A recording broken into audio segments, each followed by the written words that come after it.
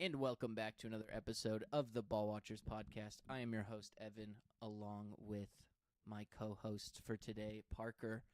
Welcome back to the program, Parker. Thank you. It's been a while. Yeah. I'm happy to be back on, though. I know it's been forever. We haven't figured out how to get guests in this studio yet. So it's been just me and Joseph for a long time. I guess I could sit on our little table there and just be a little taller than everyone else or something. I don't know. We almost need another microphone, but then we don't have anywhere to plug in that microphone. It's very complicated. But thank you for being here. Joseph, of course, is in Italy right now. He is roaming the Italian countryside, I can imagine. Probably meeting with Tony Soprano. Eating that spaghetti. Yep.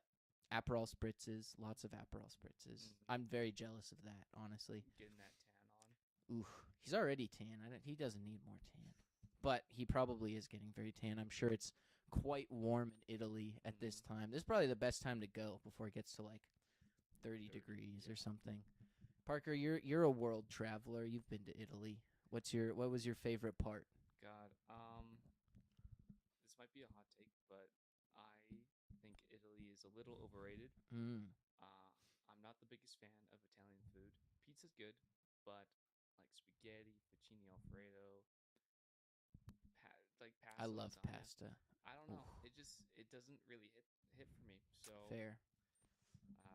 I like meat. I don't really like pasta that much, but Italy is amazing. It's fun. It's cheap. It's a beautiful country, and if you guys haven't gone, I would definitely recommend it. I would love to go one day. You know, we went to Europe last summer, but we did not make it to Italy. One of these days, we'll travel down that Mediterranean coast, but not today. Today is not that day. Today we're here to talk about football. We have actually a very fun episode. I'm excited for this. We got me, Parker, friend of the program, Tyler, who might be on next week, and Joseph, all sent in our own power rankings, and I've compiled the ratings into one master power rankings that takes into account all of our different power rankings and kind of is a, not consensus, I guess, but average power rankings, you could say. So, you know, whoever's in or whatever team's ranked first gets 32 points. Whatever team's ranked last gets 1 point, and you just calculate it from there. Honestly, it was painful. I feel like there had to be a better way to do it, but you got to use Excel. I know. I was thinking about that. I have no idea how to do that in Excel, but I'm not an Excel guy, man. I never have to use Excel. I just write out chart notes for people. But yeah, so it took me a while to do, but it was worth it. It honestly wasn't that painful, but it was definitely not the most efficient way I could have done it. But we still got to where we need to be. So we'll get into that. But first, we have a few news stories, Parker, that we need to cover, including Christian Watson, a 4-year, $110 million extension from the Packers. This comes off the heels of the Drake London deal, which is basically the same amount of money. So Christian Watson also gets vaulted near the top 5 of receiver contracts in the crazy. NFL. Yeah. Considering his lack of production and injury history, this was shocking. Yes, he, I believe, has $37 million guaranteed. So really, it's only for a year and a half. But still, to pay Watson that much for his lack of availability, I don't know. I get it, but also I don't think he should be paid that much. But also, that's just the wide receiver market at this rate. Yeah, I was surprised by it as well. I think that I make sense from the Packers. He to his credit, when he has been healthy, he has been incredibly productive. It's just the fact that he hasn't been productive or enough to make to warrant this kind of contract. He doesn't even have 700 yards. No, exactly. So, but he was on my fantasy team last year, and he was great down the stretch, but he didn't play until like week 9 or something last season. So I was really surprised he got this deal, especially considering his last deal was a 1-year, $13 million deal. Yes. I wouldn't say he greatly exceeded that, but also the Packers in some ways did this to themselves by getting rid of Dontavian Wicks and letting Romeo Doubs walk in free agency. They kind of had to sign Christian Watson to keep some semblance of a wide receiver core. So Yeah. he had all the leverage, I guess, in this situation.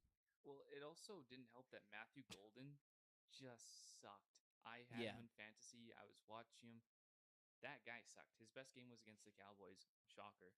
Um, but really, for a first round pick, all he had was speed, and he just did not show up. So that also helped Watson a good amount in terms of getting a huge deal like this. Yeah, exactly. I mean, Matthew Golden and then Jaden Reed still there. Another guy who's very injury prone. I think Matthew Golden also missed some games with injury as well. I think he did.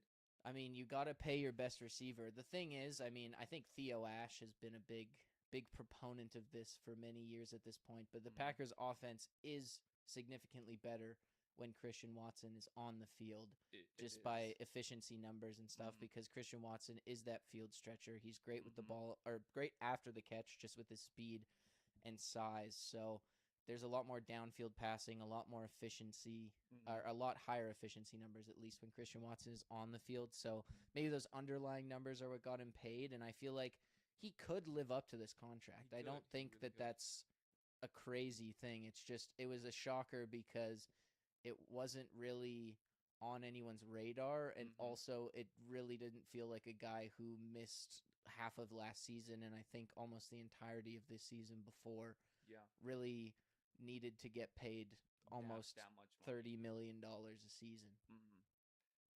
Yeah, I don't know. It also, the Packers just had too many wide receivers. They had way too many wide receivers. So I think clearing the house, they kind of had that ultimatum of, all right, we've developed Watson for X amount of years. I think it's been 4 or 5 years now. Yeah. We may as well just keep him because he does have that huge upside, and we don't want another Matthew Golden situation, or we don't want another Romeo Dobbs situation where he was mad and upset. And then whatever else is going on with the Packers organization, sometimes they have ups, sometimes they have downs. I don't get their drafting strategy, but you know what? They're good every year somehow, and they always draft quarterbacks well. That's all that matters. Yeah, I guess it also signals that Watson will be the wide receiver one in this offense, I think. I think that maybe Matthew Golden was either never expected to be their wide receiver one or didn't really turn heads in year one. So giving Christian Watson this money kind of signals to me that they expect him to be the leader of that offense and that passing game. I mean, you still have Jaden Reed, Tucker Kraft, and Matthew Golden in that room demanding targets, and I feel like all those guys are guys who deserve to be thrown the ball. So they're still very deep at the pass catcher position, even with getting rid of 2 guys who played a lot for them last season. So it's a good move. It's just I don't know. I feel like if anything, you'd think they'd spend that money on the defensive side of the ball, to be honest. Or even the offensive line. Yeah. Or, you know what? A Josh Jacobs backup who hasn't played more than 10 snaps. Yeah, very true. I was watching, I don't even remember who it was on TikTok, and Jordan Morgan, who is going to be, I think they're starting right tackle, actually might have worse film than, oh my God, Anthony Bradford, which is almost impossible, I think. The one thing that he doesn't do that Anthony Bradford does is just stand there. Usually he just gets beat immediately and is on his ass, which isn't necessarily better, but he doesn't do the just stand there looking around like, what, I forgot what I'm supposed to do, because that's next level by an NFL player. I don't think I've ever seen that before. God, and somehow Seattle still won the Super Bowl, so maybe the offensive line isn't everything. Yeah, that could be. That very well could be, but we'll find out pretty soon here. We will. We'll get more into the Packers, I'm sure, in a bit here. The next thing, Parker, you missed it by a week, but Myles Garrett traded to your LA Rams last week for quite the haul. I know, especially for you, you're a big Jared Verse fan, so it must have been a little sad, bittersweet to see him leave the building, but at the same time, you get the defensive player, or the reigning defensive player of the year in Myles Garrett, so can't really be too mad. He gets a reworked deal with the Rams, adds an extra year. He gets a little bit more money. But really, I just wanted to hear your thoughts on this as a Rams fan. So I love Byron Young. He is amazing. I loved him when he came out. Him and Kobe Turner tearing up that defensive line and just pass rush when they first came out back in 2023, 2022, I believe. But man, he's 27. I think he's going to be turning 28. And you give up Jared Verse, who is better than Byron Young. He's younger. He has, I would just say, he's just better. He's a Higher lot more upside. aggressive, higher upside, higher ceiling. Byron Young, you're gonna have to pay him soon. I don't know. I really liked Jared Verse. I wasn't happy to give him up, but to get Myles Garrett, who, like you said, he's Defensive Player of the Year. He broke the sack record. You could argue he's one of the best players in the NFL, if not the best player in the NFL last season. Probably is. I would Yeah. agree with that. Yeah. You give up a first, second, and a third. But it's spaced out nicely. It's spaced out, which is on. I don't know. I love that. I think Les Snead is a genius. But the deal, you have to pay Puka, Byron, Kobe, Steve Avila. Devontae Adams is in his last year of the deal. You're pushing all the chips in on 3 or 4 players, and it kind of worries me for the future. Don't get me wrong. I love the Rams. I love the organization, but I love the future. So if they don't win the Super Bowl this year, I think this is not a failure of a trade, but a failure of a season. Well, that's the thing is I feel like it feels like the Rams should be the team that wins the Super Bowl this season, but I mean, a lot of the time the team you think's going to win the Super Bowl in July or June is not the They team that never wins the win. Super Bowl, Yeah. but it feels set up for success. I don't know if I said this last week on the podcast, but I was really surprised they gave up Verse over Byron Young because I think Young's contract's up at the end of the season. It is, yeah. He statistically at least was more productive than Jared Verse last season. I think he had like 10, 12 sacks, something like that for the Rams. I think so. But And Verse only had like 3.5. no, he had 4.5. 7. Oh no, you're last right, season, 7.5 and then last 4 season. in his rookie. 12 total, Yeah. shockingly.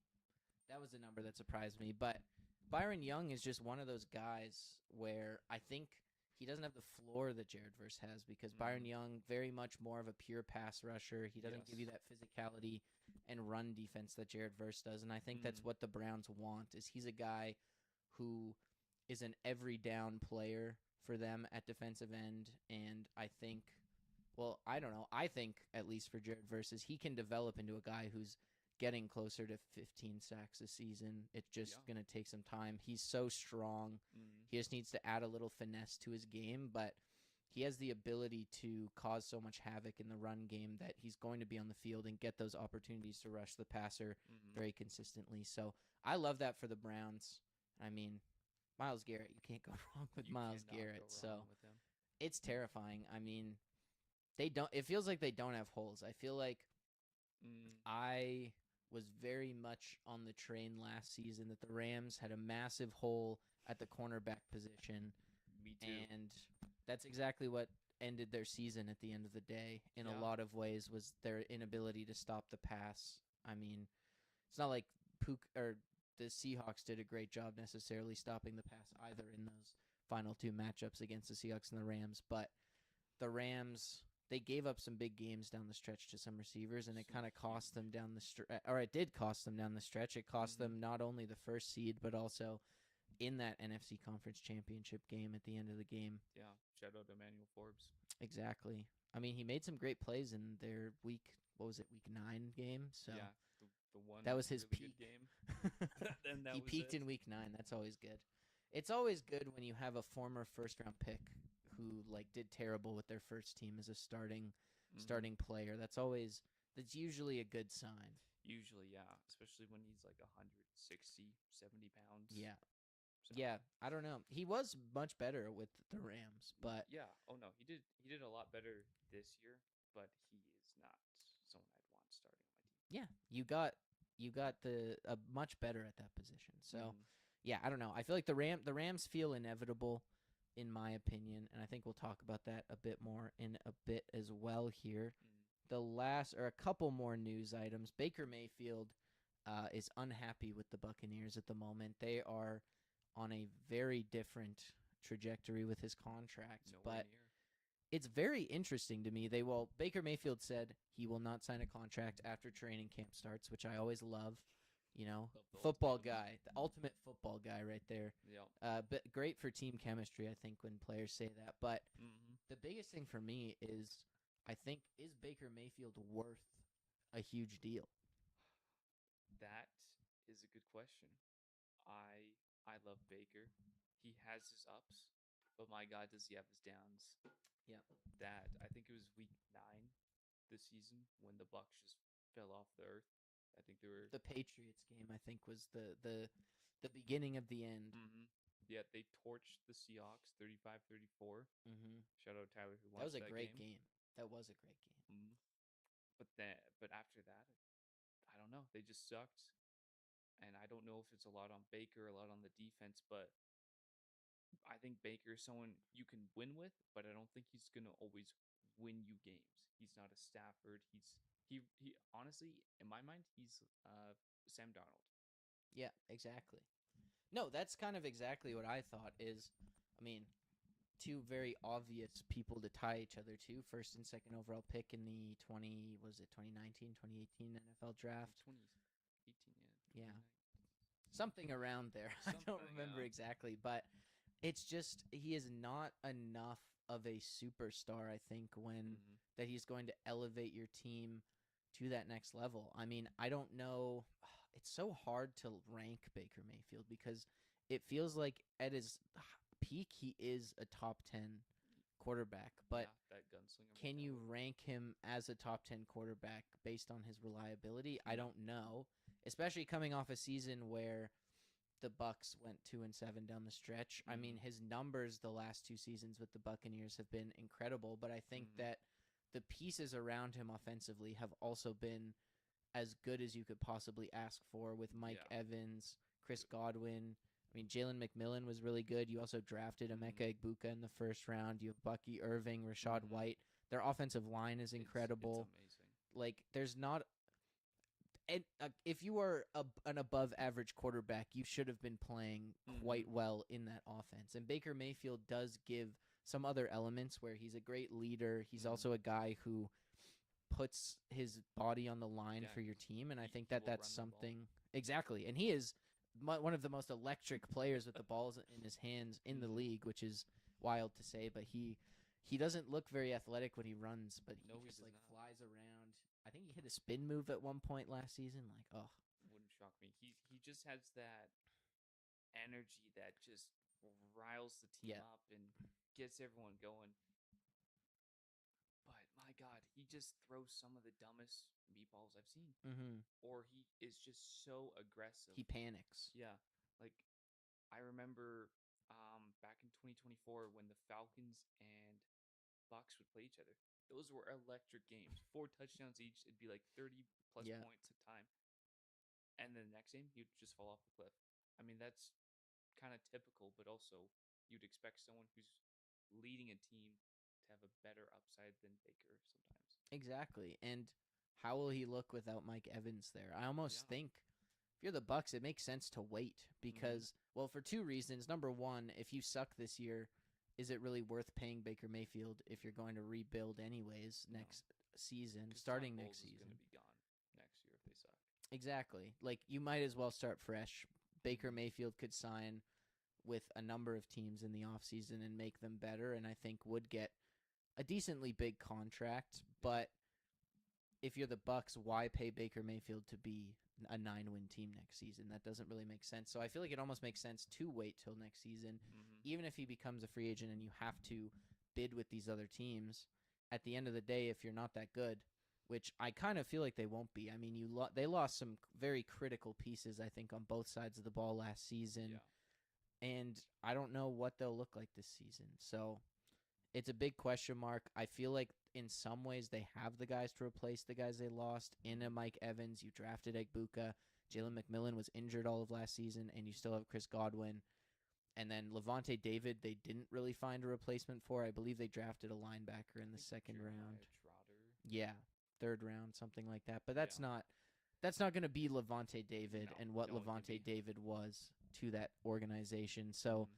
there's definitely holes, and their defense was pretty terrible Y- in general last season, Yeah. and some of that I think was injuries. But Mhm. this is a team that's very volatile. I think again, it's a team much like Baker Mayfield. Their ceiling is very high, but their floor is also incredibly low. Mhm. So I feel like depending on how this season goes, it makes a lot more sense for them to hold off and not pay Baker Mayfield $50 million Yeah. and then suck for the next however many years. Don't pull a Saints. Don't No. throw money at people and then just try and keep it afloat.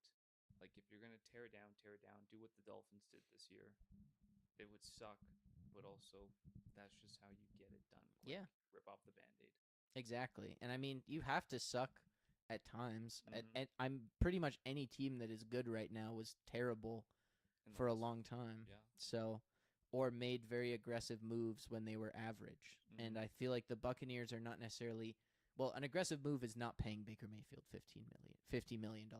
So, they need to be aggressive, make some bold moves or just suck first. Mhm. I was thinking about this on the way or yesterday when I was making this, and I was like, "No, what would be a great team for Baker Mayfield is the Browns." And I was like, wait a minute. Hold on. He already played there. But honestly, if the Browns had Baker Mayfield, I feel like they'd be a pretty easy playoff team right now, which is funny. But Potentially, it's the Browns.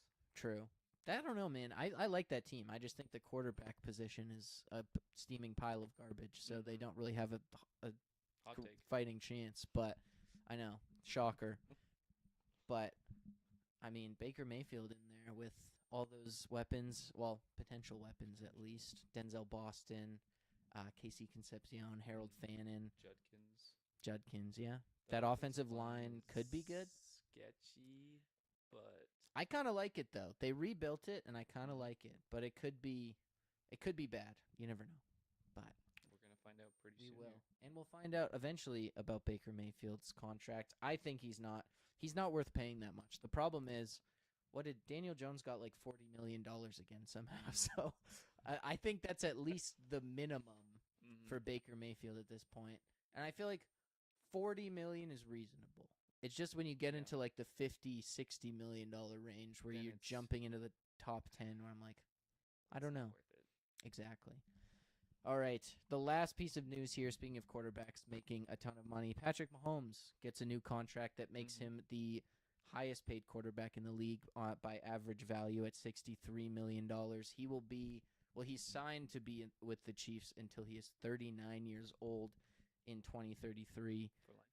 Pretty much a four-lifer, unless, of course, if anything, at 39, he's probably just going to sign and play there for the rest of his career, unless he Yeah. decides to pull a Tom Brady, Mhm. which is possible. But yeah, his contract I was reading on The Athletic was 16th highest paid NFL quarterback up until this. So this makes a lot of sense. He is Yep. coming off an injury, but it's Patrick Mahomes. So Mhm. no questions. No questions. They're probably not going to pay Richie Rice, so they just thought, well, let's just give it to Mahomes. Exactly. And, Kelsey might be coming off the book soon. His wedding, I feel like, is going to take up more and more of his time. Mhm. Apparently, it's happening at Madison Square Garden. I did see that. Yeah. You can pay to go. I think it was like 8,000 ticket Yeah. or something. Worth it, honestly. No, it's gonna be the worst people there because it's gonna be the Taylor Swift fans who like cry and scream when they see her, and Mhm. I don't know. I feel like you just don't want that at your wedding. No, I don't. I don't think having random people at a wedding would be super fun, especially when it's going to be broadcast and live True. streamed everywhere. That's awful. Why would you want? I don't get that. That just it makes you think Publicity. that this is not real. Like the more they do this stuff, the more it feels like their relationship is entirely fake, and like none of it's real, and it's all just for the clicks. Mhm. I mean, if it makes them money, they'll make them money. And that's what they want. Man. And good for them. Making money off your wedding is crazy. I guess a lot of people maybe do, considering gifts and stuff. But being paid to broadcast your wedding, that's crazy. It's dumb. I will never do that. No, that should be like an intimate and private moment, and not something that the entire world sees. Capitalism, man. Yeah, I guess are royal weddings broadcast? I think so, but that's like a huge. That's been a tradition for a while now. True. Little different too. It's like historical. It's not just two two Two random celebrities. people. I'm sure it's happened before. I don't know. I didn't really research that part or the wedding too much for this podcast. Maybe when Joseph gets back, we'll do a whole episode on the. That would be Taylor fun. Swift Maybe when it Transformers happens, wedding. we'll have to watch. Do an analysis episode, live reaction, because I'm sure it'll be in the off season. It's probably gonna be in July. Oh, really? Okay, I could see it being in July. that's like the perfect July episode.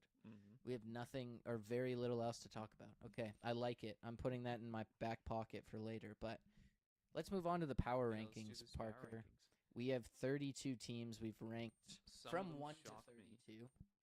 But it's going to be interesting. I think we balance each other out in a lot of ways. This Yeah. ranking, in my mind, like looking through it for the most part, makes sense to me. Mhm. There's definitely some teams that I feel like are positioned in a surprising place, but for the most part, I feel like this list is a good representation of the overall league for the most part. Yes.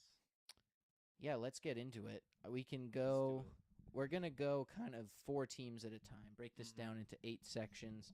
The top 4: the Rams with 126 points, Seattle with 125 points, the Broncos with 118 points, and the Texans with 106 points. They are tied with the Eagles, who also have 106 points, but I believe the Texans finished higher in the standings at the end of the day. Yes. So they are ranked higher in this exercise. But we'll talk about these first 4 teams: the Rams, Seahawks, Broncos, and Texans. Parker, anything stand out to you right away? The fact that you and Joseph ranked the Rams ahead of the Seahawks shocks me a little bit. You can't disrespect the Super Bowl champs like that.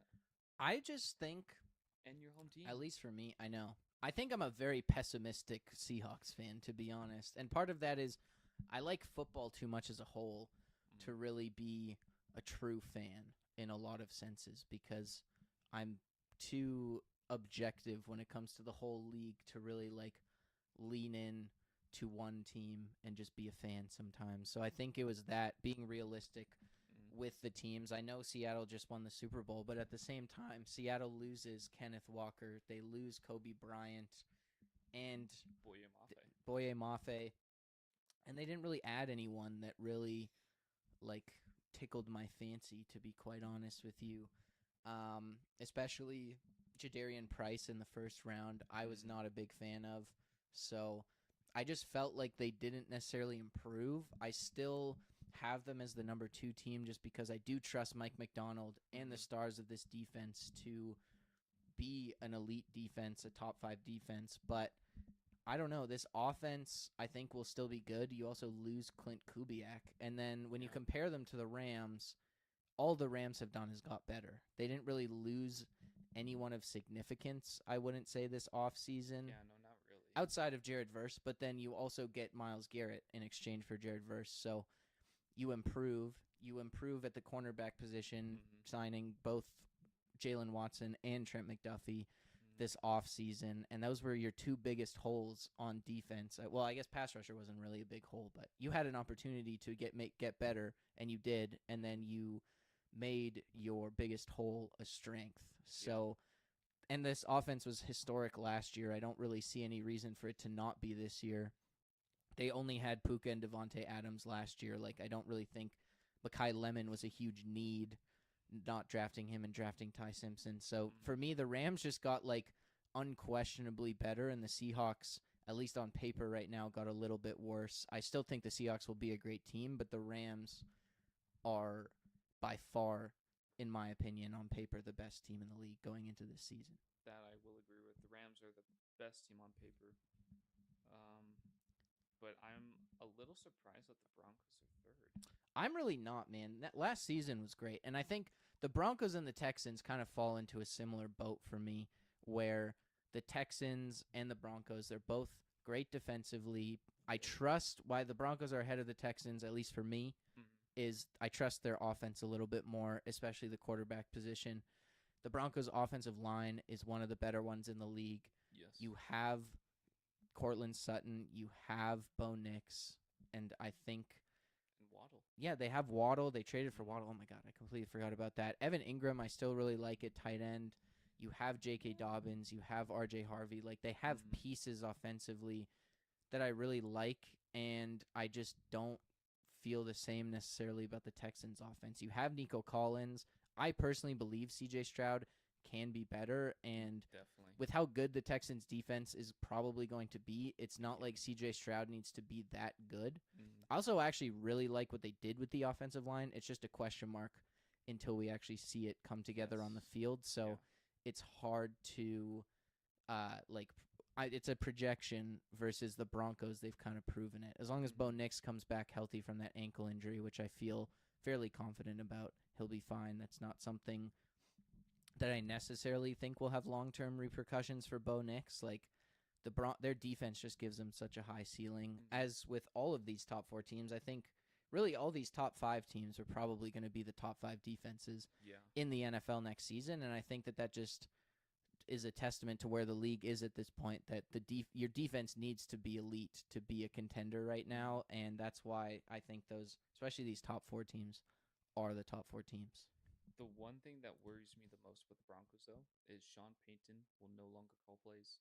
They're giving it to their OC, Davis Webb, who was a quarterback in the league for a good long while, but this is going to be his first time ever calling plays. Sometimes it goes well, sometimes it doesn't.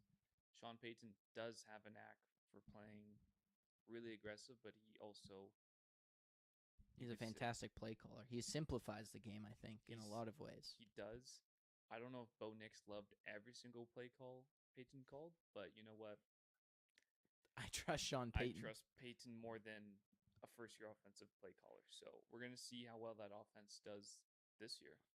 My thought with that is Davis Webb was in head coaching conversations going into this season or off season, and I think that just shows you how people around the league feel about him, which gives me more confidence that he'll actually be good as an offensive coordinator in the league and a play Mm-hmm. caller, with the fact that without even really calling plays, he was a head coaching candidate. Now, he didn't get a job, but I think some of that was he didn't want to take any of those jobs available. And Mm-hmm. you look at guys like a Liam Cohen, who 1 year as an offensive coordinator and they're a head coach, and I think that Davis Webb feels like he's down that pipeline at the moment. So I'm fairly confident he will be solid as a play caller. I think the biggest thing for the Broncos is just, can they sustain the level of play that they have over the last couple seasons? Mm-hmm. Especially, I think they've gotten better, but like defense is just hard to maintain, and they've done a lot to keep that defense good. But you still lose some pieces. You lost not Dramont Jones, John Franklin John Myers. Franklin Myers, the defensive tackle to the Titans, which is Mm-hmm. a bit of a big loss for them on the interior. Can Definitely. they shore that up? You also lose some linebackers, but Mm-hmm. I also thought like Justin Strenad for me played fantastic last year, so I'm not mad at them getting rid of Dre Greenlaw, who didn't Yeah. even play last season. Yeah, So he was not that good. exactly. Coming off an Achilles injury, it's tough to come back from. He also was just injured for the most part last season, but Mm-hmm. I feel like the Broncos to me are the best team in the AFC on paper right now, and I think they have the best chance to be the number 1 seed. And then the Texans, like, they had a really slow start, but that defense is just too good. Like, It, it is hard to beat the Texans it's because that defense terrifying. is so good. And Mm-hmm. you don't have to put up a lot of points if you're the Texans offense when your defense is Yeah. that good. So I feel like the Texans, this season or next season is probably the last season where they're going to have like a historic level defense. But they also added Caden McDonald in the draft, who people loved as just like a Mm-hmm. road grading interior defensive lineman. You still have Will Anderson and Daniil Hunter. Kamari Laster and Derek Stingley is probably the best cornerback duo in the league Yep. right now. They got Reed Blankenship from the Eagles, Yeah, so they showed up that safety Headhunter. position. Yeah. Yes. Yeah. Jalen Petrie is also going to be back from injury, who was their Mm-hmm. slot nickel kind of guy. So, like, this defense just feels like it's going to be as good as it was last year, and I think their offense has gotten better. Yeah. So, I don't know. The Texans, I'm very high on the Texans. Mm-hmm. I almost them and the Broncos are pretty close for me, to be honest. Yeah. I don't blame you. All right, the next 4 teams here. This is where it gets a little interesting. I think this is where things really kind of switch Kinda up. go up in the The air. Eagles at number 5, we are tied with the Texans, but we all were pretty similar on them. The Patriots at number 6, we were mostly the same except for Parker, Yeah, I who deviated. had them at 18. So they might have been the third best team or the fourth best team. They would have been probably if Parker had them higher, number 4 on this list, but that's what this is for, right? It's an Mhm. average. And it makes more sense that the Eagles or the Patriots are number 6, to be honest. Joseph and his Bills hate. Yep, the Bills, Joseph dropped them down quite a bit, and they're now sitting at number 7. Honestly, that also feels right. You and Tyler had them quite high. I was shocked. Mm. And then the Ravens, again, we were all pretty even Yeah, on the pretty Ravens. So, yeah, it's an interesting top 8 here, but 5 through 8, just to reiterate, the Eagles with 106 points, the Patriots with 102, the Bills with 102. The Patriots obviously won their division, so they're ahead of the Bills, and then the Ravens with 100 points at number 8. So 3 teams in the AFC here, and then the Eagles who just miss out on that top 4. Honestly, I just don't like the Patriots. Their 14-win season seems incredibly fluky to me. I agree with that. I very They, much agree with I that. believe, had one of the easiest schedules, if not the easiest schedule in the league last year. It was historically easy. Yes. I think they had 1 or 2 games against people that had above 500 records. Yeah. And then you're versing the Jets and the Dolphins. Like, come on. That's 4 easy gimme games.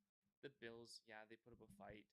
But God, I don't believe in the Patriots. Drake May, I do like him. I don't think he should have been second in MVP. That was crazy to me. But you bring in Romeo Dobbs. You have Kayshon Boutte. A.J. Brown as well they brought in. A.J. Brown. They shored up that receiver position, which I hated last year. But that defense, I don't know. It'll be interesting to see how Mike Vrabel does the season with his offseason drama. Yeah, that's an interesting look, but at the same, it doesn't seem like any of the players care at all about what happened. So I feel like it's business as usual in that Patriots locker room. I think for me, what I noticed from this, and I'll get to the Patriots in a second, but the Eagles, I think there's a drop off after the Eagles, in my opinion. I think that the Eagles kind of round out of the Patriots are borderline, but I would say contention for the Super Bowl stops around the Eagles, in my opinion, right now. It's like serious contenders. I would put the Bills and Ravens in there. The Bills and the Ravens, I think the Patriots, Bills, and Ravens, those next 3 teams on this are like, they could. And they're like teams you anticipate or expect to be competing for the conference finals. But I feel like they're not necessarily in that contention tier. And maybe you include the Patriots in that just because they did make the Super Bowl last year. But again, historically easy schedule.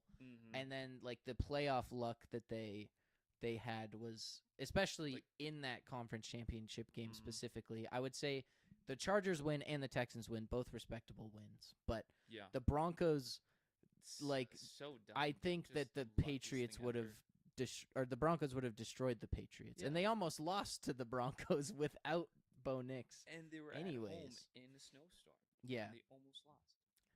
Exactly. So I think they're not quite at the level of these other teams, but I truly think the Eagles will bounce back this year. It feels like this is the game we play with Nick Sirianni, who I just he annoys me so much as a head coach, and I don't know what he does for the Eagles, but he's still there, and it feels like getting A.J. Brown out of that building was a necessary thing to do. I think there's still a lot of question marks around Jalen Hurts as a quarterback, but I think getting Saquon Barkley in that run game back on track is going to be what does wonders for this team. And they also added Mekhi Lemon and Dontavian Wicks to replace A.J. Brown, which I feel like that's 3 good receivers that they can play every down. So I feel confident in that.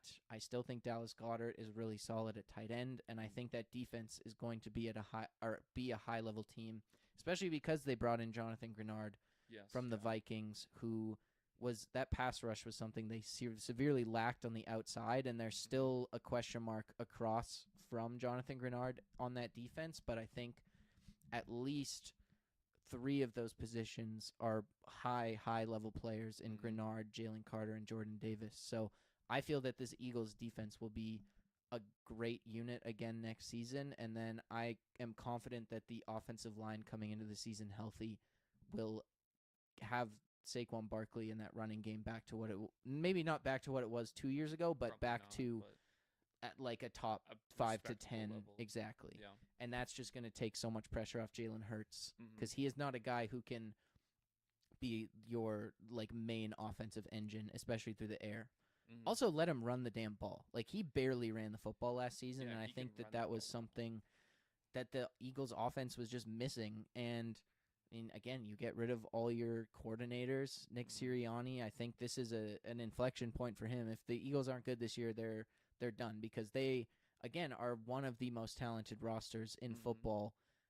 But it feels like they're just volatile, where they They could are. miss the playoffs.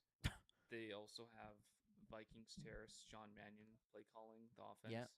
And apparently him and Jalen are very they're good. They like each other. They like the plays. Mannion's trying to get plays that Jalen likes more into the playbook and just get his opinion a bit more, which I think was a big issue last year with Yes. several play calls that we saw visibly frustrated him. But yeah, the Eagles, I hate them. I hate them. I hate them. I hate them more than the Seahawks. But they're That's just such a crazy. good Wow. team that you just have to respect them. And they've beaten the Rams the last. Oh like, the yeah, Rams because it have- was what the Jalen Carter tipped field goal in week 1 or 2, right? Yeah, Ah, yeah. There was a couple close games, but they beat the Rams. I got to give them their their flowers, but um, I guess the playoffs last 2 years ago too. they're a good team. They're a really good team. They should be a good team. I actually am scared to see a team go up against them just because of their defensive line. But um, can we talk about the Bills? Yeah, the Bills. I'm surprised that I guess I kind of am the middle ground between Joseph and Yeah. you and I Tyler. thought you'd be a bit more bullish on them. Their defense scares me. Is my Okay. big thing is, and maybe it's Joseph getting into my head. Obviously, their offense. You add DJ Moore, Yeah. Josh Allen's your quarterback. James Mhm. Cook is a top 5 running back in the league. Like, Mhm. offense, I have no concerns. You never have any concerns with that offense. It's just that defense, I have a lot of concerns because outside of Greg Rousseau, you don't have any pass rush. Bradley Chubb, I do not trust. I don't. Yeah.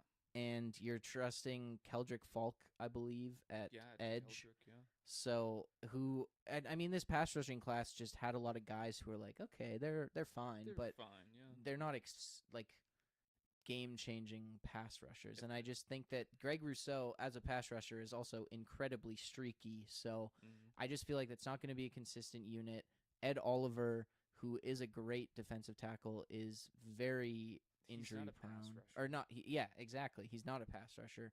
And he's also very injury prone. Mhm. So he's great when they're as a run defender for them and he can eat bodies in the middle, but he Mhm. struggles to stay on the field. Their run defense also was just horrible in It's general awful, last yeah. season. They haven't re-signed Matt Milano, which I don't really understand. He's so old and well, he's not. But he super would old, be but so cheap. He's injury prone. You just can't rely on him that No. much.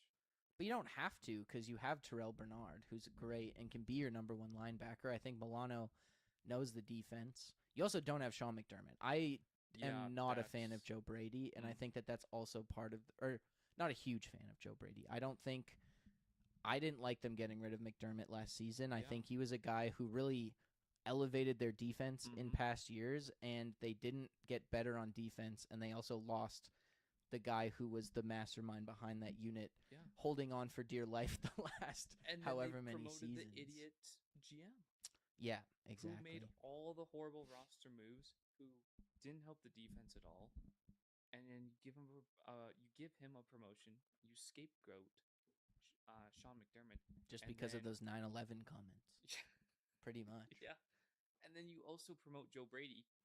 I like Joe Brady, but we saw what that offense could do last season. Is it going to get significantly better this season? I mean, yeah, you do bring in DJ Moore, but we saw him on the Bears. He just kind of gave up some plays. He did not run full speed some plays. He's not what he was back when he first got there, or even like his last year in Carolina. Yeah, but he's still better than any other receiver on that team, probably. He is, but I mean, I love me some Khalil Shakir, to be honest, but he's just not a number one he's not the receiver. number one, no. It's also like Josh Allen in that offense was good before Joe Brady. It's not like Joe Brady made them good. So I don't know. Joe Brady, I do think, made the run game better. There's no denying that. James but Cook was amazing.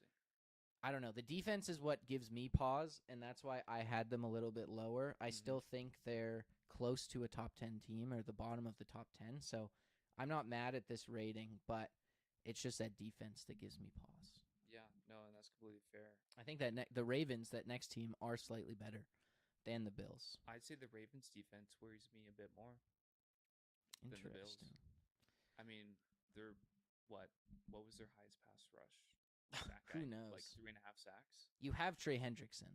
You have Trey Hendrickson now. Madubuike, Nabdi Madubuike. Hopefully he's coming back. I believe he's coming back. Who knows? I mean, you're gonna have Kyle Hamilton there, but you lose. Oh, I'm blanking on his name. The center, Tyler Linderbaum. Yeah.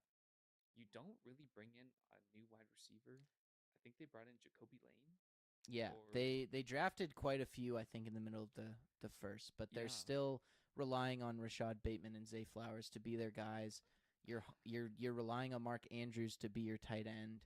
I think the offensive line, to me, is the biggest question mark because Yeah. Tyler Linderbaum and the interior of that offensive line What do you do now? does not feel Doesn't feel secure Yeah. in any way. And if Lamar Jackson's running for his life, that's where things could get bad, especially if he gets injured again, because he just falls off a cliff when he gets injured. And he's 30 this season, so he's not getting any younger. He's on the wrong side of 30. Defensively, I feel okay with the Ravens because I trust Jesse Minter, and that was a great Yes. hire. I think he'll elevate that unit, and they'll be a good defense. Significant amount. But that offensive line is what concerns me, and I think that's why. Again, I think the Ravens we're all about the same on, but yeah, it's interesting. I don't know. All right. The next four here. I like this. This is where it gets interesting in my opinion. The Bears, the Lions, the 49ers, and the Chargers. The Bears with 92, the Lions with 91, the 49ers with 89, and the Chargers with 82. And the 49ers, Parker, really tanked in these ratings because I think they would have been like the sixth best team if it wasn't for Parker being like giving them half as many points as everyone else. Yeah, I don't like the 49ers. I was telling you before, but they didn't get younger, and they didn't get younger in the areas I absolutely wanted them to. They bring in De'Zhaun Stribling in the second round as their first pick, I believe. Yeah. And They traded down. Yeah, and I was like, who the hell is this guy? It's the same thing as the Cowboys and Malachi Lawrence. Who the hell is this guy? I never heard of him. And I would hear some crazy. I heard of Keelan Rutledge 2 months before the draft, but I did not hear of De'Zhaun Stribling before the draft. He's just DK Metcalf too, which is not a bad player, to be fair. Not bad, but can he be DK Metcalf is the question. He has the physical attributes of a DK Metcalf, but is he DK Metcalf? Probably not. I mean, Ricky Pearsall, he's been good when he's on the field, but injured. Mike Evans, injured, and he's old, and you gave him a huge steal. You lose Juwan Jennings. George Kittle's probably not playing this season, or at least until the very end. Yeah, he's also old. Brock Purdy is not a guy who's going to win you games. To me, he's on the same level of Darnold and Mayfield. I don't like Brock Purdy that much. Thank God he's being paid 50-something million. Yeah. Christian McCaffrey, old. I think he's getting near the end of his deal. Yeah. That offensive line sucks. Trent Williams, old. I don't believe in the 49ers. If I've kind of thought about this for the past year or two, but if they don't go far, is Kyle Shanahan's job in jeopardy?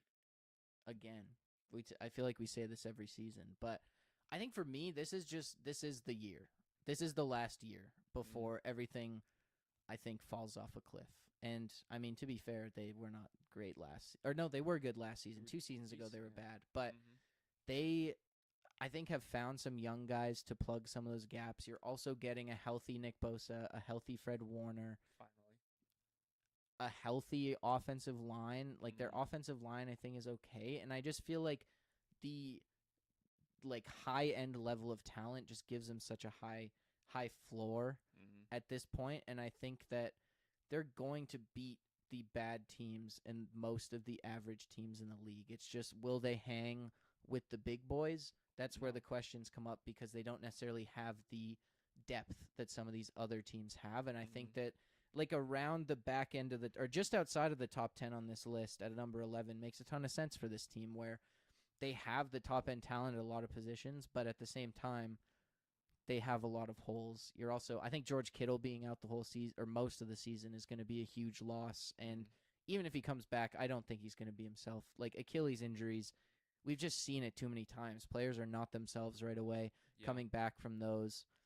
Kirk Cousins is prime example. Yeah, Aaron Rodgers, Kirk Cousins were both rough coming back from their Achilles injuries. You just don't move the same. And it's even more, I think, going to be evident at a position where you're actually having to run full speed more often, unless you're just putting George Kittle in as a blocker every single play. But McCaffrey, Fred Warner, Nick Bosa, those are some of the best at their respective positions, and I think that gives them a high enough floor that they'll be around that top 10. They'll make the playoffs, but they're not a contender by any means. They're definitely not.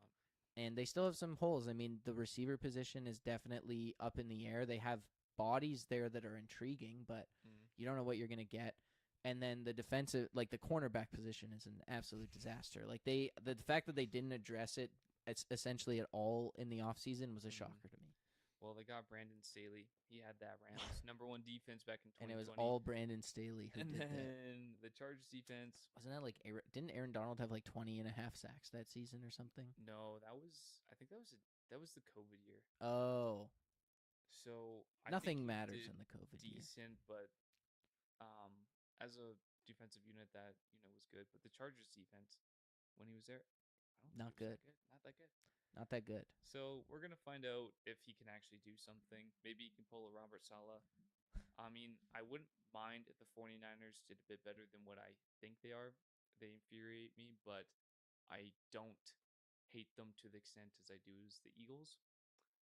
They're a fun team. They always go far. They have such a legacy, but I just don't believe them that much this season. Yeah, that's fair. I'm skeptical, but I do think their track record is there. And another thing, I love that the Bears and the Lions are number 9 and 10 on this list. I'm a little surprised at how high you and Joseph specifically were on the Lions, but I just think the Lions have a lot of question marks, but I think that's the thing with the whole division here, and it's kind of the reason I'm surprised the Packers are so much lower than the Bears, honestly, because I kind of feel like the Bears, the Lions, and the Packers are all about the same level, and I feel like all have about the same chance to win this division. I think you could throw in the Vikings as well, because they had Max Brosmer, Carson Wentz, and 9 play, and they beat the Lions. They were 3rd in the division. Maybe they won 9 games last season for a reason. Maybe. 9! JJ McCarthy. That's why he sucked. The thing is, Kyler Murray, I think could be good, but also I cannot put all my chips on the table for Kyler Murray to be the difference maker that the Vikings need. Yeah. So that's why I have them a bit lower, but it does just feel like every team in the NFC North is really close, and I feel like the Bears, Lions, and the Packers, they're number 14 on this list, spoiler alert, but, I mean, they're only, I guess they're 4 spots. I had them a bit higher, but they're all in that same range, and they're all very similar teams to me, where any of them, I think, could win 13 games. Yeah. But also, they're not one of them probably will, but it's very hard to know which one it is, because they all have their own flaws. Yeah, it is such a volatile division. I mean, we saw,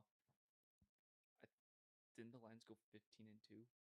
something 15-2 or And 14-3. I think yeah, it was 15-2 2 years ago. and then the Vikings 14-3. The Lions, I'm pretty sure they got like 10 or 11 wins that The season. Packers. No, I thought the Lions did. The Lions were 15-2. The Vikings were Oh 14 yeah, and sorry, 3. the Packers. Yeah, The Packers were 11 or 12 wins, I think. Yeah, And then the Bears had like 6. it But reminds me of the NFC West. yeah, It does. It's the such same. a crazy division that like the head coaches are good, really good for the most part. And I don't know. I like the Lions. I don't like them giving up Montgomery. That made me upset seeing that. He's such a good compliment to Gibbs, and seeing that they just kind of gave up on him and gave Gibbs every single touch. And like Joseph said earlier, it's either 3 touchdowns or 0. Yeah. 3 touchdowns and 0. There was no, there was just nothing that set them up for a huge win or for stability. And when they did win, that was a good 50-50 splitter, like 60-40 splitter. Yeah. Gibbs, Montgomery. Montgomery runs the rock. He hits hard. Gibbs is at speed, and he's the Sonic. yeah. I think for me, Pacheco, I think can be that. No. But I'm very curious to see. I think Dan Campbell's coaching for his job this season because the Really? success that the Bears had, I think, makes Dan Campbell look really, really bad. Because, well, especially with the Lions not making the playoffs last season, Mm-hmm. it feels like that offense was 100% Ben Johnson. And it felt like the Lions lost their way last season without Ben Johnson. That's not to say they can't regain their way. I actually really like them hiring Drew Petzing. I thought he was great as the Cardinals' offensive coordinator, especially with the run game. I mean, Okay, the yeah. Cardinals do not Yeah, have the run game. pieces. They never had the pieces that the Lions had. But I thought Petzing, especially with the run game, kept that offense competitive. So Mm-hmm. I look forward to that. I think Pacheco can give the Lions what David Montgomery did. And I like David Montgomery getting a chance to be a starting running back. I also think Gibbs, part of the reason they got rid of Montgomery is because they want to give Gibbs the ball that, like, as much as humanly possible. And you don't have necessarily Montgomery, who very much earned the touches he got, but Yeah. it looks less bad when Isaiah Pacheco's not getting touches versus David Montgomery, I think. But, Mm-hmm. I mean, they were built on that gritty run game, and I think you need to see that come back. But I feel like Mm-hmm. they still have the pieces in place. I want to see what happens with that offensive line.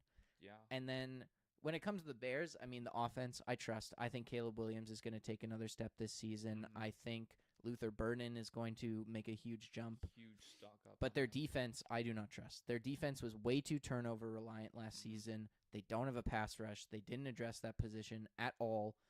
And Dennis Allen is a pretty average defensive coordinator, in Yeah, my he is, opinion. yeah. So I just don't see how that defense is as good as it was last year. And they needed that defense to be every bit as good as it was to go as far as they did, because Yeah. that offense, while it was electric, was inconsistent, wildly inconsistent. And I do feel like some of that will resolve, but Mm-hmm.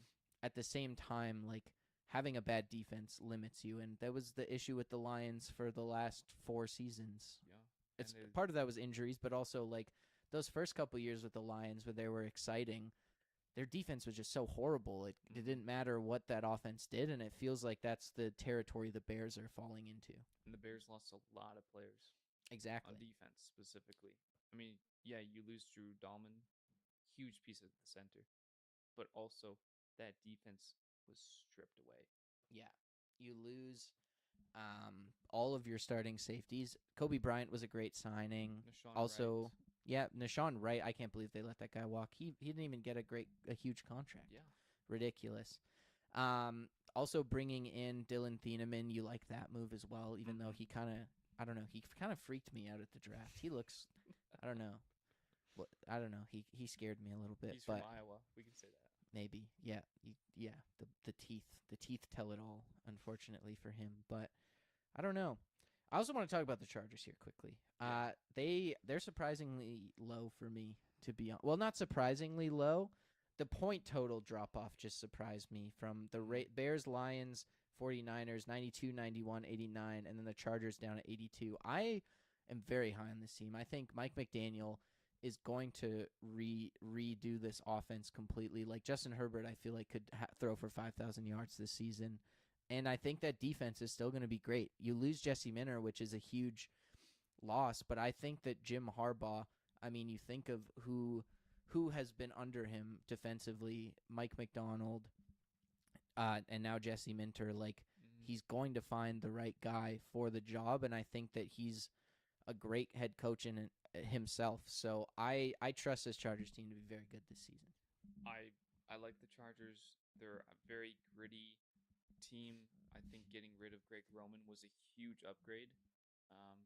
That man pissed me off with the amount of running he wanted to do and not letting Justin Herbert throw. Like Herbert is a god. He's like 6'5". He can see everything. He has a Just stay healthy. Arm. He can throw. The defense worries me a bit. I mean, you bring Khalil Mack back. You get Akeem Messidor. You have Tuli Tuipulotu. Yep. Yeah. The defensive line's good.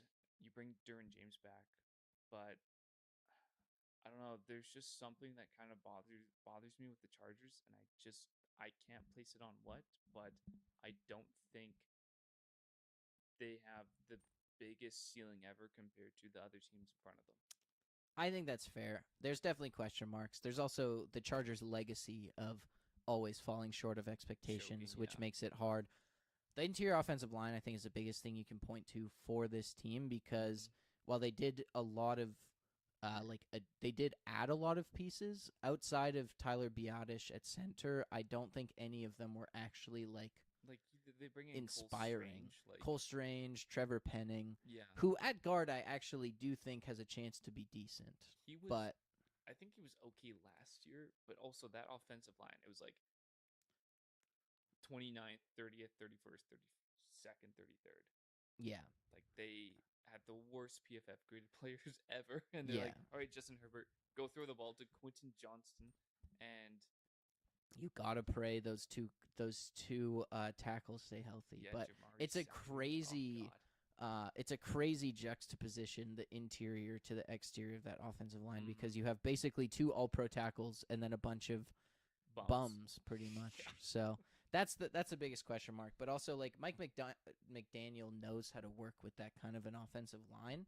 No kidding. And when Teron Armstead was there, or was healthy for the Dolphins those years Mike McDaniel was there, their offense was fantastic. Yeah. And when he wasn't, they were terrible. But it feels like all you need is one guy, and the one all-pro level guy, and they have two. So who knows what'll happen? I trust Mike McDaniel, especially as an offensive coordinator. All right, next up here, the Bengals at 13 with 77, the Packers with 74 at 14, the Jaguars with 71 at 15, and the Chiefs with 71 at 16. A interesting crop of teams here. The Bengals, Tyler was very low on them. He had them like bottom 15, but I actually feel like it brought them into the correct range here, to be honest, because 13 feels about right for the Bengals. I think their offense is going to be good. I trust their defense to be better, but I do feel like they are not better than any of the teams in front of them, except maybe you could argue the Chargers. But they're close, and they're right below the Chargers, so and it works out. I like that. I don't know. The Bengals, I mean, their defense was ass last year. I think Sexy Dexy is going to do a lot. DJ Turner, it looked like, took a big step last year as a corner. You still, I don't know. I don't think their defense is going to be great, but it's going to be better. I think it's going to be better, and then their offense is probably going to be top 5 in theory. But who knows? That run game's still ass. Yeah. Is the part of their issues. If Joe Burrow can stay healthy, I mean, Amaris Mims was decent last year. If he can stay healthy, Chase and Higgins stay healthy as well, and that defense takes a step up, and they don't have random bums or random first-round picks who can't do anything. Like Boye Mafe is a huge upgrade. I think, was it Shamar Stewart? Yeah, he was their first-round pick. Yeah, last year. He goes from probably the best guy on the defensive line to now their worst with Sexy Dexy, Boye Mafe. Miles Murphy, but Miles Murphy took a step last year. So it's Miles Murphy, Not a- Shamar Stewart, Boye Mafe. If nothing else, they have rotational players that they can Yes. play at these positions, which I think will be valuable. Mm-hmm. And also, all those guys are getting one-on-one matchups because Dexter Lawrence is going to gonna get get double two, teamed yeah. every single play. So at the very least, they're maybe not the best crop of talent, but they are going to get favorable matchups almost Definitely. every single play, which helps. And the Packers, I think the Packers Packers are low, in my opinion. I think they're kind of right as where they should be. Like we said earlier in the episode, their offensive line is Yeah, interesting. Their defense, they have Lucas Van Ness starting. yeah. They got Micah rid of Rashawn Parsons Gary, has to be next level next season, I think, for this defense. but also with Micah Parsons on that team's defense last year, their defense was worse. Yeah. It's because they don't like the interior of that defensive line. Like outside of Micah Parsons, it's pretty sparse unit. And the amount of first round picks they put into it, it shocks me. Yeah, nothing's hit, Yeah. not even close. I think the Packers are right where they're supposed to be. If they're a bit worse than 14th, I mean, I wouldn't mind that as like a secondary Vikings fan, but also Matt LaFleur pisses me off with his play calling sometimes. Jordan Love, can he take that next big step that's not inside a Toyotathon? We're Yeah, gonna find out pretty soon. but he's so damn good during Toyotathon. Yeah, and if I mean Josh Jacobs, I don't know how much we want to get into that, but Yeah, I hope he's suspended for, well, ideally forever, I guess. But they better at least give him like 8 games for this, at Mhm. the very least, because it's rough. It is not good. yeah, I think it would have just been nice if the Packers and the Bears and the Lions, you could have just like averaged it into one clump. Because like we were talking about before, They're it all feels the like they're a same. clump, yeah. and they're not clumped perfectly on this, Mhm. but it's close. Joseph hating the Jags. I have the Doesn't Jags shock pretty me. low too. I again was kind of the middle ground on them, but I just feel like for me the Jags, they just lost way more than they gained. ETN, in my opinion, isn't a huge loss. Yeah. Like it's a running back. Also, Bayshal Tootin showed flashes last season. I really just think Devin Lloyd is Mhm. a huge loss at middle linebacker. Huge. I also think their secondary is terrible. I don't like unless Travis Hunter is like an all-pro at corner this season, where he will be playing primarily. I don't like Travis. I don't have that's a huge question mark, exactly. And just like the Bears, the Jaguars were horrendously turnover heavy defensively, where that's not sustainable season to season. Mhm. And I don't think their offense is as good as the Bears was, and Trevor Lawrence is not as good as Caleb Williams. So overall, I just think they're a very average team, and having them at 15 feels right I to think me. you guys don't believe in Brian Thomas Jr. as much as I do. I honestly think Brian Thomas Jr. can come back. I think he can. I think he will. Last season, I don't know what the hell happened to him, but I watched him at a few games at LSU.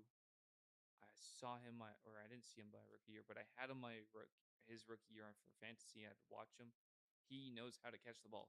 He has that ability.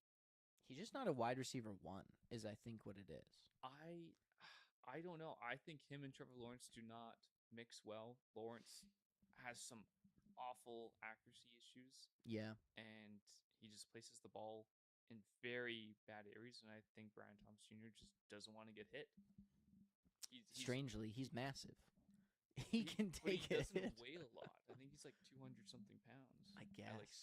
6'4". So I don't blame him. If I was massive and I was getting crushed and hit all the time, I would True. probably not catch Lawrence the balls is a as hospital much. ball merchant. Yeah. That's for sure. But we also saw when they brought in Jacoby Myers. Yeah. No, That I think. because he was on the Raiders. Yeah. They traded him for like a fifth. When they brought him in, that offense opened a whole new level. You had Parker Washington, Jacoby Myers, ETN was clicking, Anton Harrison was doing well.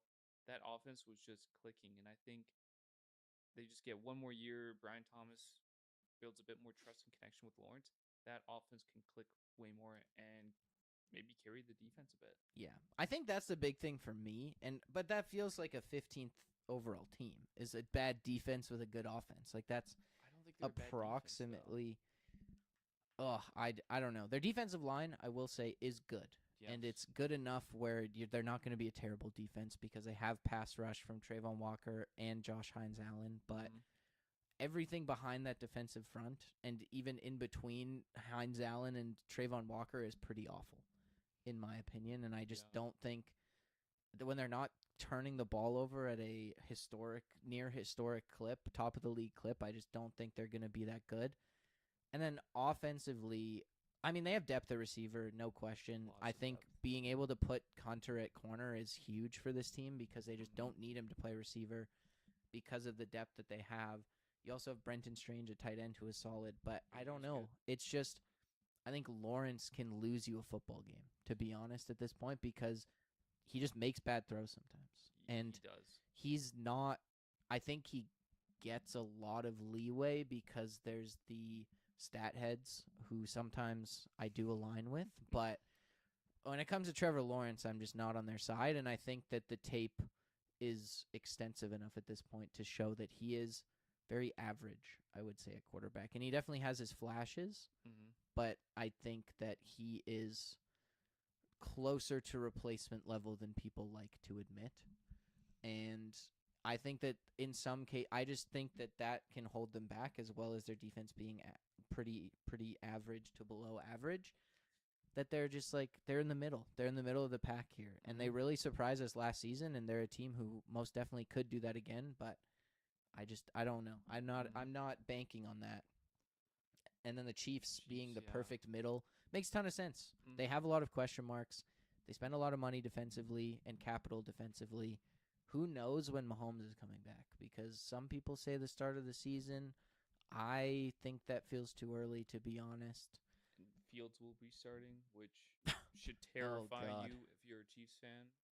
Watching him is behind that train offensive line. There's also just nothing around Mahomes offensively right now. It feels like Rice is gonna miss sometime. Basically a write-off. And Worthy then sucks. Kelsey sucks. I mean, you have Justin Royal, who maybe will start for them. He might do something. It's just Mahomes that you're banking on, and I don't know if he'll be back week 1. And even if he is back week 1, that was a pretty serious knee injury. Like, I don't think he's going to hit the ground as MVP Patrick Mahomes immediately. Not, no. So while their defense, I think, will still be solid and they still have lots of players, it's not high enough level. Like, they just feel perfectly average right now. Yeah, I could see them going up as the season progresses, but as of right now, they're in the middle, and that's exactly where they should be. Exactly. I love it. All right, the next 4 teams here. The Panthers at 17 with 60. Oh, shoot. The Cowboys at 17 with 60 points. The Panthers at 18 with 60 points.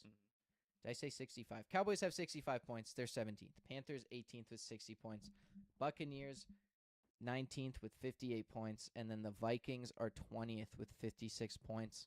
This all makes sense to me. I think I would have swapped the Cowboys and the Jaguars personally in my rankings. The Cowboys and the Bengals feel very similar to me, but the Cowboys... Tyler hates them. Yeah, I don't know how... Holy. The Cowboys should be higher on this, to be honest. Tyler had them criminally low. Cowboy hate goes crazy. I'm shocked by that, to be honest. But for me, the Cowboys just feel like the Bengals. Like, they made huge strides defensively. I think Quinnen Williams, Kenny Clark, Malachi Lawrence, you have, Dominic Azu-Rock, however you pronounce, Rashawn Gary. Like, they have depth on that defensive line. You add Caleb Downs.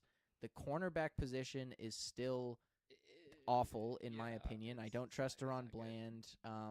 Their second-round pick last year, Sharon Revelle, he wasn't questionable. I mean, they also made him play after a huge ACL tear, and he could not jump. He couldn't run. He'll be 2 years removed from now. I think he'll do a lot better. Exactly. Like, they just got better, especially in that front seven. Like, Demarion Overshown, I think, is going to be fantastic. So I like him a lot. He's so versatile. Him and Caleb Downs playing in the box. I think that front seven looks really scary, and Yeah. then you You give your secondary some time because they're not as good, but that offense is going to be elite, It's scary. like Pickens. Oh, Like the offensive line. I mean, you could have some question marks on I don't even think so. That offensive line's damn good. right tackle with Terrence Steele. But he's okay. He's like a okay. start. He's like an average starter. He's okay. And yeah. then like Cooper Beebe at center's really good. Tyler Smith and Tyler Guyton are fantastic. Mhm. Tyler Booker, all the Tylers are All of them. fantastic. They need 2 more Tylers on that line, but the we haven't even said CD and Pickens yet. Yeah, And Ferguson, the running back that I'm blanking on that I hated on Rico the Broncos. Dowdle. Oh no, No. not Rico Dowdle. Oh my God. Javonte Williams was Javonte solid Williams, last season. He was solid. Like they have the offense, the defense. It just has to be okay. To get better. Yeah, it just has to be okay, and they can do well. Don't love the Cowboys, but that team should scare you this season. Maybe I'll regret those words, but I think they can go far. Them and the Bengals. Like, I would put the Packers at 13, the Bengals at 14, the Cowboys at 15 would be what I think. But, this is why it's a consensus. Yeah. It evens the playing field a little bit, but I'm high on the Cowboys going into this season. I'm surprised, especially the Panthers are ahead of them. I think the Panthers and the Buccaneers, or no, they're not, sorry. The Panthers I have this wrong on my list. But next, the Panthers and the Buccaneers sandwich right next to each other, 2 points apart. Ton of sense. I think the Panthers have upgraded a lot, but they still have a lot Huge to prove, amount, yeah. especially Bryce Young. But the offense in a lot of ways feels really set. I like them going offensive line in the draft, protect Bryce Young at all costs. And Excuse they're me. Have to replace Taylor Morton, who's like Yeah, 33, 34. Exactly. And Rasheed Walker is like a one year stopgap. Yeah. Ike Ekwonu is going to come back from that injury. Mhm. And then Jalen Phillips. Exactly. And Devin Lloyd. Like, I think they got a lot better, and the Bucks, they got worse, but they started, I think, at a higher level of talent. So Yeah. it balances out. It's funny that those are the They're first right two beside each NFC other. South teams that are on this list, and it's not till 18th and 19th. Shows you how much we love Yeah. that division. It's not a good division. At least, like, I mean, the AFC South, at least you have the Texans way up there. Yeah. I think every other division at least has one team up near the top, but the NFC South it's special. And the Panthers and the Buccaneers being directly beside each other, It just makes like the sense. end of last season, it's perfect. Yeah. I love it. The Vikings, again, Tyler hate watching them. Yeah, at fifth, that would be fifth worst. Fifth worst. Is a shocker to me, It's to be insane. honest. I love the Vikings. I still think Justin Jefferson is the best receiver in the league. You can't discount him. Just because he has 9, he's gonna get the ball. He's not always gonna get you touchdowns. He's not always a touchdown guy, but he is the best receiver in the league. The offensive line does worry me a little bit with I mean, the center, I forget his name, but he had Ryan Kelly. He had so many concussions. He retired. Will Fries or Freeze, he was decent. Their left guard from Georgia, he played with a broken hand. Yeah, they struggled with injuries a lot last season. Yeah. The run game is concerning offensively for me, but yeah. I feel with Kyler Murray, they'll be at the very least more consistent. Yes, they'll have better accuracy. I mean, people might forget Kyler Murray back in 2021 led the Cardinals to a 12-5 second place team in the NFC West. Yeah. I mean, they got Kyler Murray can do it, and I believe in him. In the wild card. But yeah, Kyler Murray can do it. He has an ability to not always win games, but he can lead a winning team to the playoffs. Yeah, especially when their defense is going to be good. I have some question marks, but this is a little low for me. I think the Vikings are interesting and they're feisty, and I think they will at least be competitive in every game this season because they have good coaching, they have a pretty good defense, Brian Flores is crazy, and their offense, I think, can be good. Cock is amazing. Yeah, exactly. Cock is great. I love Cock. What was it? Jonathan Grenard leaving is a bit of a question mark. That pass rush, I don't know. Dallas Turner, you're going to have to rely on Dallas Turner. Yeah. But he was a first-round pick, so you expect him to be good. He had 2 years to really develop behind Andrew Van Ginkel and Jonathan Grenard. So this is going to be his first full year of starting. They also bring in two huge defensive guys. They had Javon Hargrave. They had Jonathan Allen. Both sucked. Awful. You bring in some 330-pound defensive tackle. Foot issues. I forget his name. I'm blanking. Oh my God. The guy from Florida Yeah. in the first round. And then they also bring Caleb in a guy, Banks. Caleb Banks. They also bring in a guy called Big OJ, who's just Love massive it. as well. Big OJ. They are shoring up the defensive line. I like the moves. Caleb Banks really does give me a lot of concerns just due to his foot issue at his height and weight. It just takes time. I think once it heals, he'll be okay. But it just they can't rush him back from what I've seen because it's a stress injury. So Yeah. gotta let it heal. But if they give him the time, I do feel good about the Vikings. This feels a little low. I think they're a team who at 20th could easily finish well above 20th in the rankings. Definitely. I think you're right though. It's just that whole division, the NFC North, is just like a little sandwich. Mm-hmm. All right, next 21-24, the Steelers at 52 points, the Colts at 50, the Giants at 42, and the Saints at 39. I was the most shocked with the Giants. The Steelers and the Colts, I don't really have a lot to say about those two teams. If this feels pretty right for both of those teams. Yeah. Daniel Jones coming off an Achilles injury.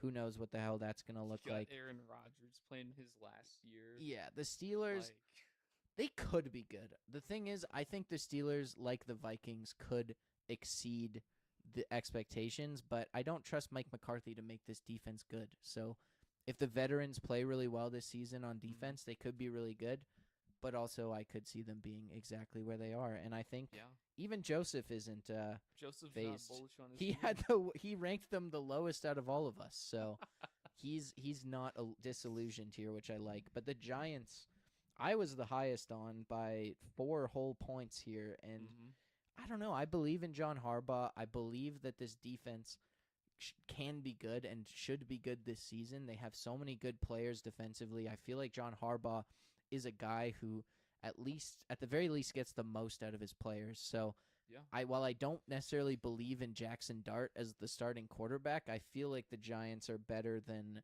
the 23rd best team in the league. I think it's just their offensive line, not amazing. I mean, Malik Neighbors, when is he gonna come back? They got True. His knee is that they bad. got 3 more receivers to join the team. Yeah, that's a worrying sign. John Harbaugh also said that this is not a normal knee injury. What does that mean? That's bad. Yeah, it's lingering. The ACL is not recovering on the trajectory that you've expected. I think seen a lot of videos from the TikTok doctors, which I personally love, but I think the team is just it's in a brace. Yeah. I don't know. It's not a good look offensively. It's also, can Jackson Dart even maximize Malik Neighbors as a wide receiver? Like, that offense, I think, is going to be very much run heavy. Yes. And look a lot like the early days of Lamar Jackson, where they did not throw the ball very much. But I don't know. That defense just feels like it could be really good, and that just makes them better than the 23rd best team in the league. On paper, that defense is amazing. It's so, I'm not even going to say top heavy. I'm going to say it's loaded with star names. Yeah. The one thing that worried me is that, like I said, that team is a blue tent. Yeah. Can Dart, Scatabo, and Malik Neighbors make it the entire season? And Andrew Thomas. Can those 4, I'm going to call them cornerstone, 2 of them probably not. Scatabo, who cares? To be honest, he's replaceable in my opinion. But who's their backup? Tyrone Tracy. He's as good as Cam Scatabo. Maybe. I mean, he's kind of quick, but can those 4 players stay healthy an entire season? And can they maximize their utility and value with Harbaugh and win games when it matters? I don't know. I don't believe in them a huge amount. I'm also not the biggest Harbaugh fan. It's tough. I mean, everyone was so high on them last year too. I feel like it's like, show it to me. You gotta show it to me before I really believe in it. And I'm not against that. I only had them marginally higher. This isn't like I had them in the top 10 or anything, but I don't know. It's more of a defense thing for me. I think that defense is going to be good. I think that while you lose Dexter Lawrence, I think they brought in a guy in DJ Reader who at least gives you the run defense that you need, and you still, in theory, have Abdul Carter, Brian Burns. Arvell Reese, I expect to play linebacker for this team, but he can rush the passer. So I think Kayvon Thibodeau is also still there. So they have lots of guys to rush the passer still, while still, I think, maintaining runs gap integrity in the run game with DJ Reader. So I don't know. I have high hopes for this defense, but we will see. And the Saints, honestly, that's right where they should be. Yeah, they brought in Jordan Tyson. I mean, I could see the Saints being capable and deadly in the next few years. They're wiping a lot of the dead money off their books, so they're going to have a lot more money open in the next few years, but their defense is bad. That's really what it comes down to, I think. Bad. Receivers suck. Tyler Shuck. I think their receivers are going to be good. Oh, sorry. Olave, Jordan Tyson. But then you have, like, Bub Means. Yeah. It falls off quickly. That is very true. You need someone else there. Juwan Johnson's not that interesting of a player at tight end. No, he did well last season, but he's fine. He's just fine. He's like 30. Yeah, he's just fine. That offensive line is good, though. I will say that. Yeah, like, their offense, I think, just needs to take a jump this season. They don't need to be a good team, and I don't think they will be. It's just, can Tyler Shuck run a competent offense for the Saints? And if that's the case, he'll probably be the starter, and they'll start building around him. And if that's not the case, they'll probably have a top 3 pick and can draft a quarterback. So that's all you really need. Next here, the next 4, the Falcons, the Titans, the Commanders, and the Raiders. I think the Titans, where they are. It's interesting. The Falcons and the Commanders, I mean, they're weird teams. Like, the Falcons especially, they just, like, they should be better. And I feel like they have potential, but I don't believe in them because they're never good. And still, their defense is still going to be bad at the end of the day. Jesse Bates can't be 12 guys all at once. Yep. And then, I mean, you got Javon Walker, decent, but then James Pierce Jr. will never see the football field again, hopefully. He did get a lot of charges dropped. So good. He might come back, Goody. but also he wasn't that good. No, he had like 11 and a half sacks. Ugh, no. But also you got rid of Raheem Morris. I don't think you should have. In my opinion, I like Raheem Morris. Stefanski, maybe his heart wasn't in Cleveland. I wouldn't blame him. That was an awful place to be for the past 6 years, I'd say. Yeah. 5. But you have Penix and Tua. Come on, man. Penix also might not play at all this season, so it might just be Tua, which is a rough look. I don't know. I feel like Stefanski could make this offense so good, but I don't have any faith in the Falcons. And it feels like, I don't know, I don't trust them more than any of these other teams. And maybe they'll surprise us and they'll go on a run, but they don't feel like that good. Yeah. The Titans, they're right where they should be. Yep. They're building, but they're solid. They're laying Cam Ward just needs to show up this season and play well, and that's all you want. I believe in Robert Saleh to make this defense better, but they're still just lacking talent. The Commanders, I'm surprised that we had them this low, to be honest, but I don't know. They're okay. They lost all their running backs except like they signed Rachaad White, man. Yeah, they brought in Rachaad White. Bill Krosky Merritt is their lead running back. He was their lead running back last year. He sucked. Their receivers suck. Offensive line sucks. Their defense, I mean, you bring in Sonny Styles, but he's a linebacker. He's going to be a middle linebacker. How significant is that going to be to your pass rush or your secondary? I don't know. That also was the one position where you have Frankie Louvu. Yeah. It's not like you really Sonny Styles was not needed.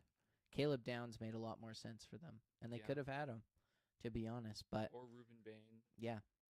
Yeah, their pass rush is horrible. So I guess they got Odafe Owe, but I don't know. That's just not Odafe's very happy. He's fine. He's a good run defender, but he's not a top tier pass rusher.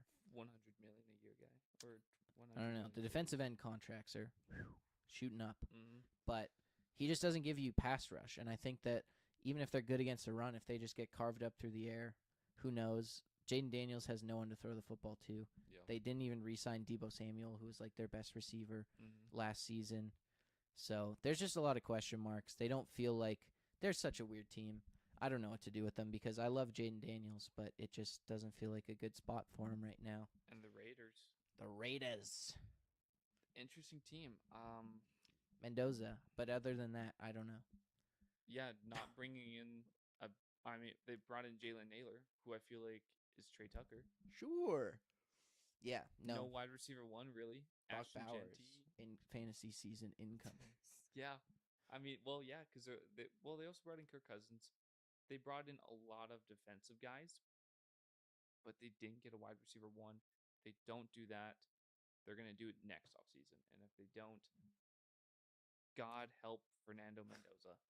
He's too nice. You need to get him help. Depending on how the draft order shakes out next season, they could get Jeremiah Smith if they're bad enough. Because if those top 2-3 teams, the Raiders pick, let's say, 4th, and those top 3 teams all take quarterbacks, boom. Jeremiah Smith is yours for the taking. So I also think Clint Kubiak will just make this offense better, but they're still not going to be good. They just don't have the talent. And even Mendoza, I don't know. I hope he doesn't play that much this season, to be honest. I think he should just chill out and learn. Yeah. Read the Bible or whatever he does. Yeah, who knows? God. Sin City. Update his LinkedIn. True. It is ironic that he ended up in Las Vegas.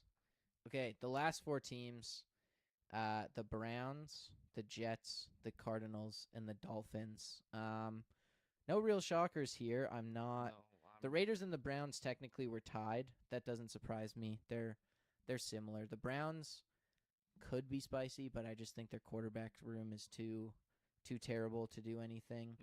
And then the Jets, I mean, they got 3 first-round picks. They got 3 good players, but do you trust Geno Smith? Yeah. And also their defense, they lost a lot of talent, and they added a bunch of, okay pieces, but they didn't really add anyone who's, great. You also can't replace Quinnen and Sauce. No, exactly. When they lost those 2, their defense. They also lost Quincy Williams this offseason, who was very good for them at times. Yeah, that's true. And, well, I guess they got Devondre Sweat, who's 300,000 pounds at this I do rate. like him. But, I love Devondre Sweat. Yeah, their defense is going to be interesting. If Aaron Glenn doesn't pull it together this season with that defense, yeah, I don't think he's there next year. At least he set the bar low. Improvement will not be difficult. If they get 1 interception next season, they will have improved. 100% improvement. So the bar is low for Aaron Glenn at this point. I do not know if he survives if they're the 3rd worst team, but also they might want to be the 3rd worst team right now. So I don't know. And then the Cardinals and the Dolphins. Tyler has this flopped. I'm sorry, Tyler. You have this flopped. Yeah, how do you have the Cardinals as the worst team? The Cardinals are not the worst team. That's crazy. The Cardinals have Buddha. I mean, they got Marvin. They got Michael. They got Josh Sweat. Jacoby Brissett is not bad. He's not awful. Their running back, Jeremiah Smith. Jeremiah Love. I think he can be electric. That offense could be good. It reminds me of the Raiders last year with Jeanty, but the Dolphins are a whole other level of bad. They have Taj and Malik Washington as their wide receiver 2 and 3. Yeah. And then they have Tutu Atwell, Rams legend. 5'8", 5'9". Yeah, and then I think they have Jalen Tolbert. Yep. And then they have no one at off. Their offensive line is going to probably be one of the worst in the league. Yeah. Their defense is probably going to be one of the worst in the league. Yeah.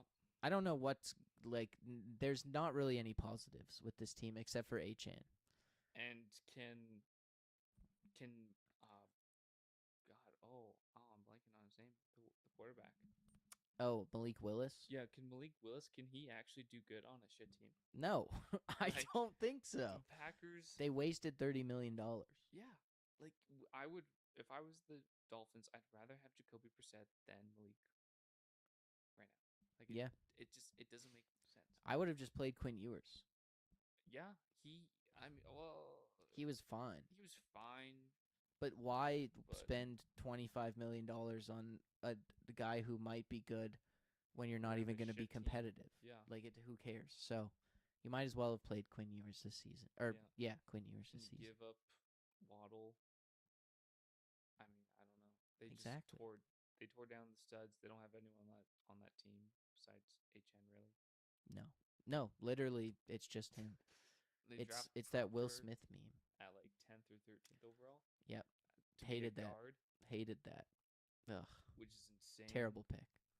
And they have Jonah Soavania as their left guard still, who sucked. I think he was like the worst guard rated last season. They don't even. I think what is it? Patrick Paul was who replaced Teron Armstead, who was like a second or third round pick. Wasn't that good?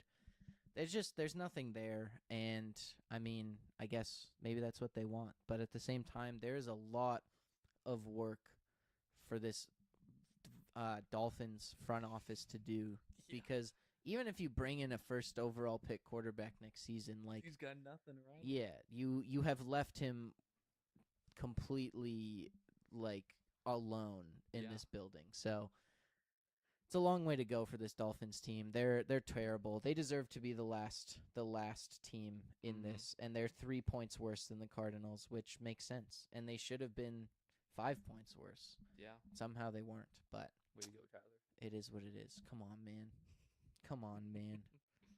But we did it. That is all 32 teams. Are much too early power rankings. I'm sure we will do this again later in the year, closer to the regular season. Parker, thank you so much for coming on today. Thank you for having me. It was a blast. I'm It glad. was. We haven't talked football in a while. This No, was we good. I was just gonna say we haven't talked football in a while. It's always fun talking about football. It's Mhm. always changing. There's stuff that you never expect that happens, and Exactly. look where we are now.